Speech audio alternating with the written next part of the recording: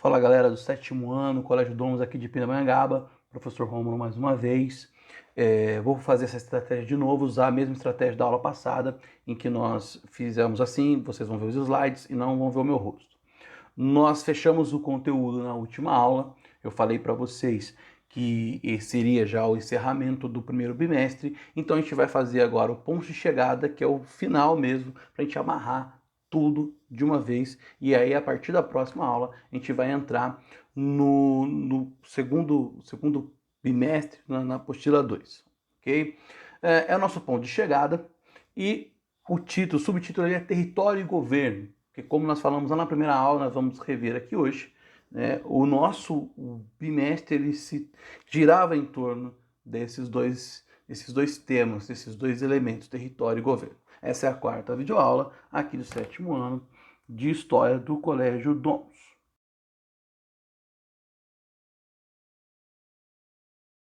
Então, vamos à aula. Como eu já tinha mencionado para vocês no slide anterior, o nosso eixo temático é território e governo. O que significa eixo temático?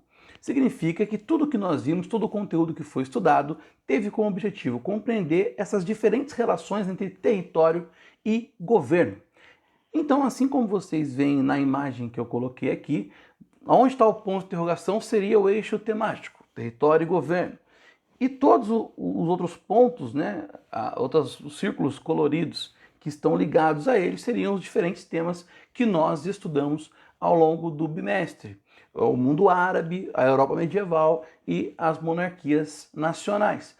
Aí você tem, então, todos eles convergem, levam para o mesmo tema. E é isso que eu vou tentar agora, nessa aula, mostrar para vocês. Tá, tudo bem? Então vamos ver de que modo o território e o governo se relacionam, eles implicam um no outro, eles interferem um no outro. O território, o espaço geográfico, o lugar, ele define o modo de vida e de organização desse espaço. O que isso quer dizer? Quer dizer que a maneira como se vive depende muito do que se tem nesse território. Que tipo de recurso se tem, que tipo de alimento se tem, qual é o clima desse território. Tudo isso determina o modo de vida e o modo como as pessoas também vão organizar a vida nesse território, nesse espaço. O território também, e aí numa relação mais direta mesmo com o governo, ele vai limitar o alcance de ação de um determinado governo. Por quê? Porque um governo só manda dentro do território, até onde vai o território. Então é importante marcar bem essas linhas. Onde que começa, onde termina o território, para saber até onde aquele governo tem poder e aonde ele pode, então, determinar coisas, exigir coisas, e onde ele não pode, porque ele não pode ultrapassar a jurisdição, invadir o território que é de um outro governo, que segue uma outra lei, que vive, que organiza a vida de uma outra forma. Então isso é muito importante. Aí o território então tem essas duas funções básicas. Define o modo de vida e de organização dentro de um espaço e limita também o alcance de ação, o poder de um governo. O governo, por sua vez, em relação ao território, ele pode alterar a demarcação territorial.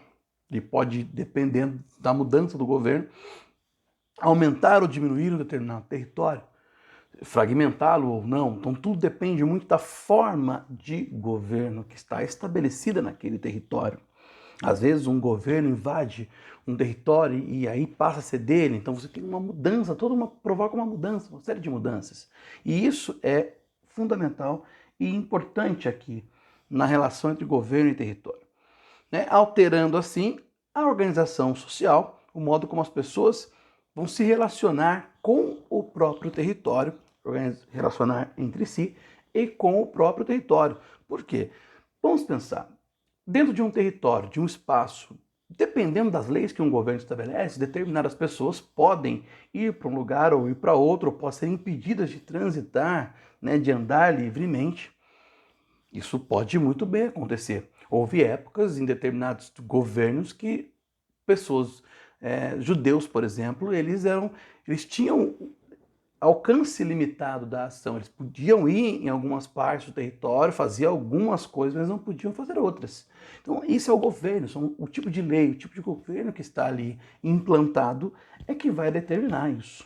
Então, nós temos aí a relação entre território e governo, né? Um implica no outro, um interfere no outro, e isso é muito importante a gente passar para o próximo bimestre sabendo.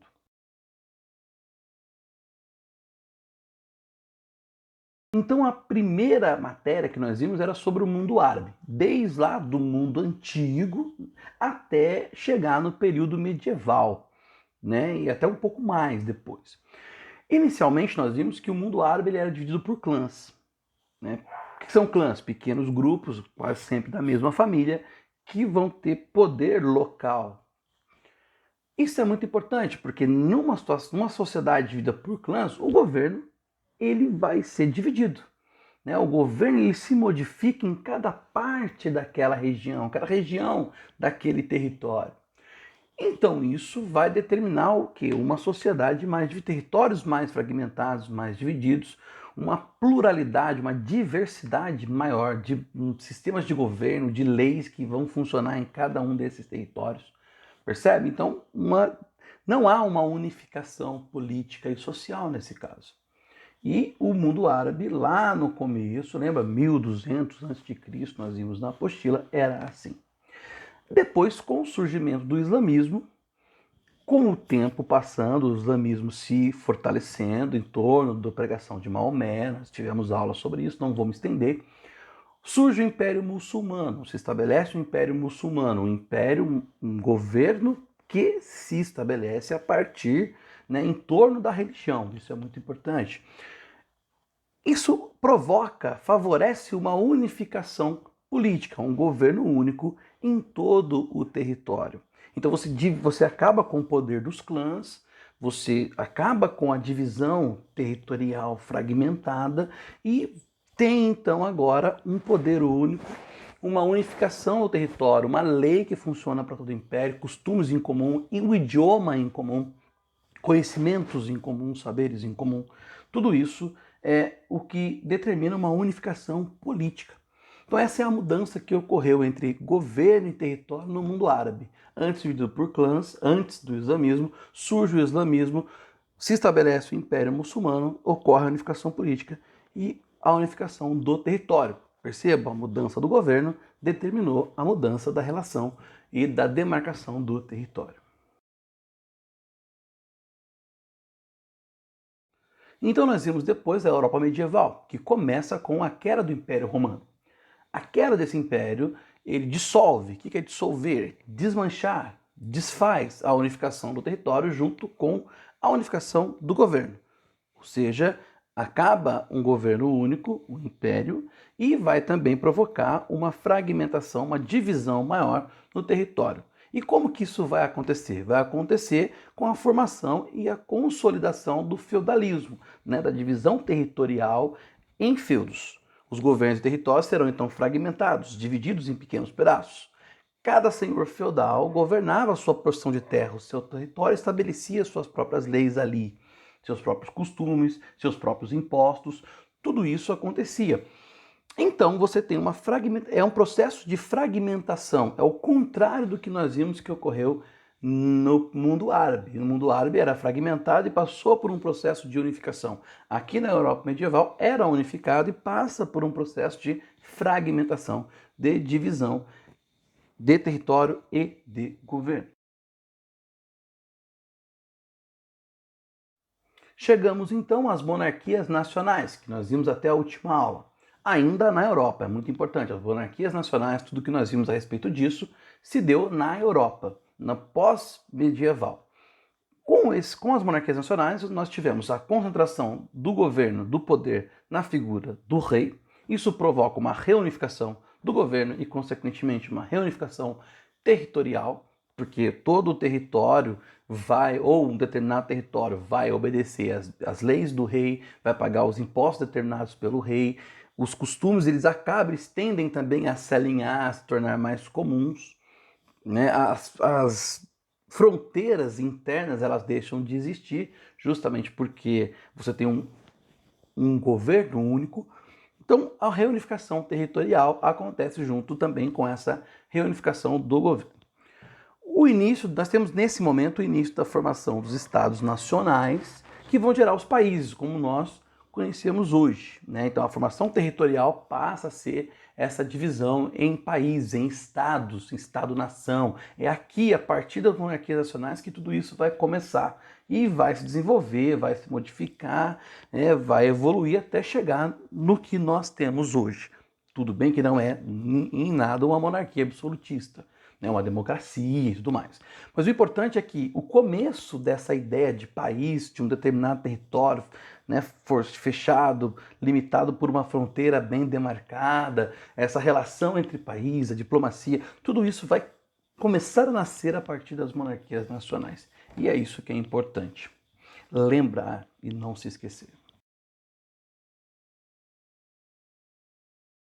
Com isso, nós fechamos o bimestre, fechamos o nosso percurso, tentando entender um pouquinho essa relação entre território e governo. O que é importante reter, manter sempre vivo na mente como conclusão? Que sempre que ocorre uma mudança na estrutura política, no governo, com o tempo acaba acontecendo também uma transformação na divisão dos espaços e na maneira como as pessoas se relacionam com esse espaço, que é o território. Então, sempre que muda o governo, haverá uma mudança também no território, no tamanho, na fronteira, no que pode e no que não pode fazer dentro desse território, nos costumes, nas leis, tudo isso vai modificar. A unificação do território não significa que haverá um governante apenas para tudo. Pode acontecer e vai acontecer como existe hoje, por exemplo, vários representantes, vários governantes de vários países. E vários países, vários territórios. Ainda é dividido? É, mas essa divisão ela é um pouco mais ampla. Ela não é dividida em pequenos pedacinhos tão fragmentada. É uma porção maior, então. Um grande território passará a respeitar as mesmas leis, os mesmos costumes, terá tradições em comum e um idioma, vamos falar a mesma língua. O que acontece aqui no Brasil? Nós temos algumas tradições, alguns costumes que são nossos, que você encontra em qualquer lugar do Brasil, independentemente, né, do regionalismo, mas você vai encontrar de um jeito ou de outro em qualquer lugar. Um idioma que é comum, a língua portuguesa, que todos nós falamos. Algumas leis que são federais, que funcionam para todos. Isso determina a unificação de um determinado território. Tudo bem? Então, isso é importante a gente manter sempre vivo na mente. Eu acho que é isso que a gente precisa guardar como conclusão. E como não poderia deixar de ser, porque é uma regra da escola, nós temos que deixar aí uma atividade. A atividade, então, vai ser a seção pontos de chegada da página 62 a 63, aquelas páginas amarelas no final da apostila. Atenção, muita atenção aqui. Onde está escrito converse com os colegas, vou dar algumas sugestões. Então vocês podem fazer um exercício reflexivo sozinho ou sozinha, né, mesmo. Então você vai pensar sobre a pergunta e ler o texto e tentar entender e tentar pensar as consequências disso, as implicações, em que isso ele vai interferir, sozinho mesmo. É uma opção. Você pode conversar com seus pais ou irmãos, caso você tenha, e eles tenham a possibilidade de conversar com você sobre esse tema, para te dar algumas ideias. Você pode também fazer uma chamada de vídeo, trocar algumas mensagens com alguns colegas da sala e discutir esse tema. Também é uma solução. Vocês podem se encontrar, se reunir, porque nós estamos em distanciamento social. Mas vocês podem se conversar por algum meio digital. Se vocês quiserem, são opções que eu estou dando, sugestões, dicas para vocês, ok? Registrem as respostas no caderninho e deixe lá até a gente voltar e a gente vai ver como que a gente vai fazer a correção disso, ok? Muito obrigado a todos e espero que vocês estejam conseguindo acompanhar as aulas. Bom distanciamento social na medida do possível. Espero que vocês estejam todos bem, com saúde. Até mais.